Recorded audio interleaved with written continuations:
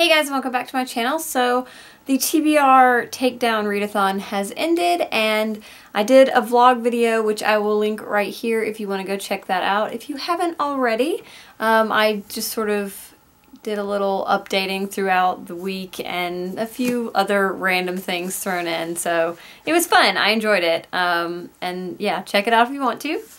Otherwise, here's a wrap-up of the books that I read. Alright, so the first book that I finished during the readathon was All the Light We Cannot See by Anthony Doerr, and I am not going to give like huge synopses or anything in this because these will all be in my wrap-up video at the end of the month, but I really enjoyed this. I wasn't absolutely overwhelmingly in love with it like I've heard a lot of people are, but I did really enjoy this, and I am glad that I read it, and I liked that it's the way that the book is, the chapters are set up, it's like little vignettes, and I liked certain things about that, and I didn't like other things about that. So I will go into that more in my wrap-up, but mostly I really, really enjoyed this. So the next book I finished was this one about Walt Disney World. It's Hidden History, Remnants of Former Attractions and Other Tributes, and I like this a lot. I talked about it in my vlog video quite a bit.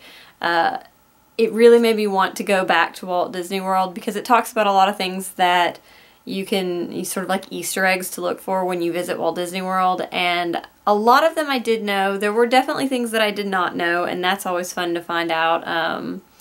I would say that this is not necessarily the strongest book that I've read on this sort of subject. I like others a lot better, but it was good. It had a lot of stuff about the Imagineers and like where you can find their names or their sort of likenesses and things like that, and it also talked a lot about how you can find the different dates of when the park opened or when, you know, certain aspects of the Disney franchise were founded or when rides were created, things like that. So it was a little repetitive in that respect, but I did enjoy it. And the last book that I finished during the readathon was This is the Story of a Happy Marriage by Ann Patchett. And this is a nonfiction book, and it's basically a bunch of smaller nonfiction pieces put together in a book, and they come together really nicely and complement each other really nicely.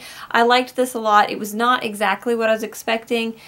It does sort of talk about marriage in a way, but the majority of this is not really a story about marriage per se. It has a lot about Anne's life, and especially a lot of her experience as a writer in different capacities. So if you are a writer looking for just stories or experiences from other writers, this is a great place to look because there are a lot of great true stories about her life as a writer.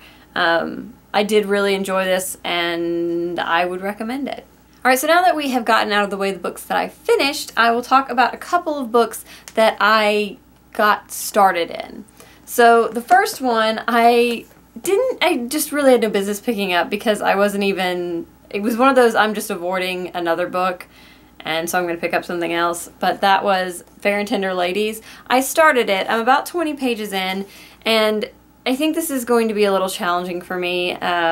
There's definitely a lot of dialect, and even being from southern like Appalachia in a way, the dialect is rough. It's not something that I am incredibly familiar with, so it's going to be challenging, but I am looking forward to reading this and sort of finding out if I do like Lee Smith as a writer. The next one was the sequel book in a series that I needed to read off my TBR list, and that is The Fox by Sherwood Smith. I am like 150 pages into this. I think that both, I know Patty has finished it. I think Tanya has also finished it. And so I'm definitely behind in any sort of buddy reading capacity.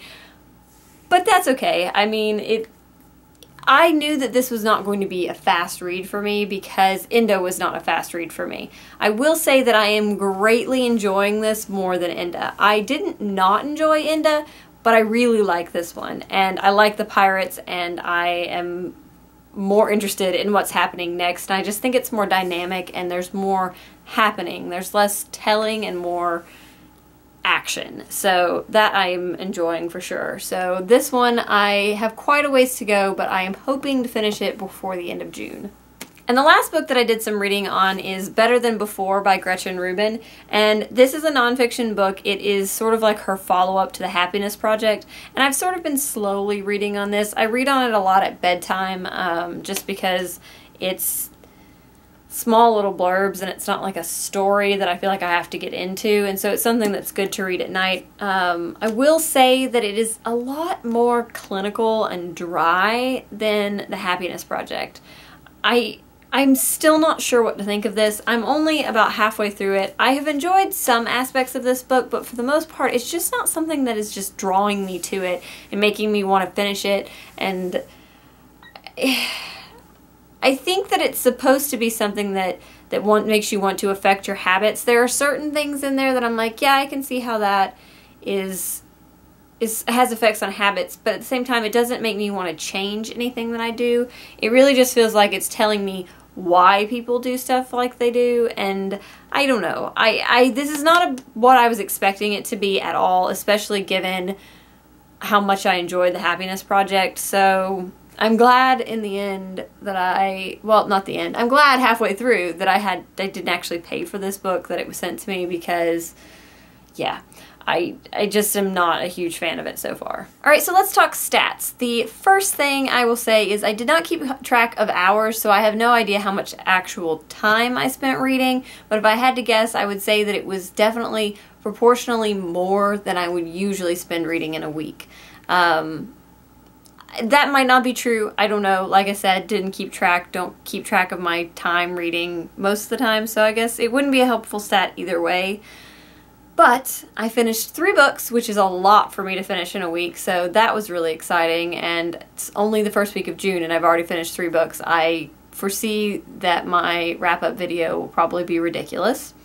And I finished 767 pages, so that's a lot. Like, it wasn't 1,000 because I was kind of trying to get to 1,000, but I was really pleasantly surprised that I read that many pages. Yeah, so I enjoyed this readathon. I thought it was a lot of fun. I think my favorite aspect of readathons is sort of like the prompts that get you to pick books on your shelf that you might not have gone for, but they fit the prompt. I like that because it often pushes me to read something that I wasn't reaching for, and then I find that I really, really enjoy it.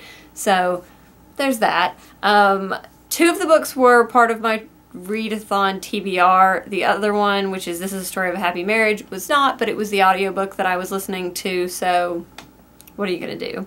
I did not even begin on The Ember and the Ashes. I will read it. I don't know why I'm not reading it so far, because I hear nothing but great things and I'm really excited about it, but I just keep putting it off. Maybe I'll read it after I finish the box. Anyways, that is about it. I'm rambling now, so if you haven't watched my vlog, go check it out. I will link to it up here again. Yep, I will talk to you guys in the comments, and I will see you next time. Bye!